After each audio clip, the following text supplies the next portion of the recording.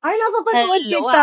wow naman. Always. Always. Oo. Ma'am Lorna, okay, go. So, ano natin today? Ikaw na bahala kasi, tingnan mo. Ano bang problem natin sa hair? Marami na siyang puti, tapos kulot-kulot ng siya. Kulot-kulot. Gusto ko sana yung tama lang sa edad ko. Okay, sige. Pag white hair, maganda dito, maglagay na tayo ng mga height. Okay. Para pag may highlights ka dun, magbe-blend yung mga white. Ay, gusto ko yan. Diba? Unlike pag one color lang, medyo kita yung white mo. Tapos, sa wavy nyo naman po na hair, suggestion ko, hindi na natin to straight. Okay.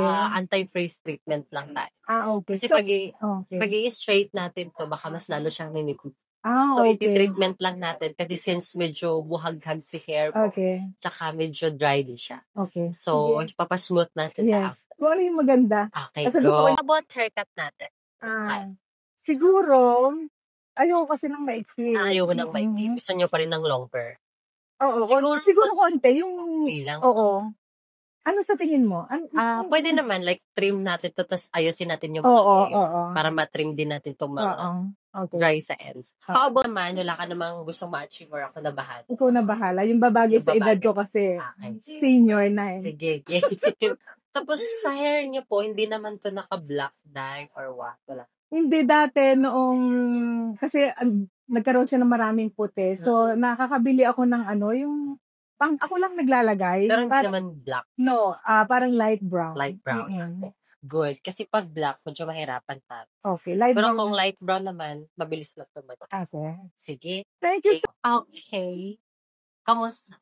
Ay, naku, super amazing. I love it. Diba? Yeah, sulit na sulit yung biyahe ko. Nag-split lang yung ginawa nating highlights ngayon. Ganda. Ang haircut. Kamusta naman yung hat natin? Ang ganda, super light. Buhay. Oo, buhay na buhay.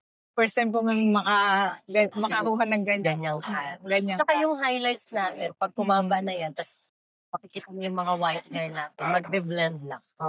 Yan. Ganda. Sulit. Thank you, Miss Marie. Bye.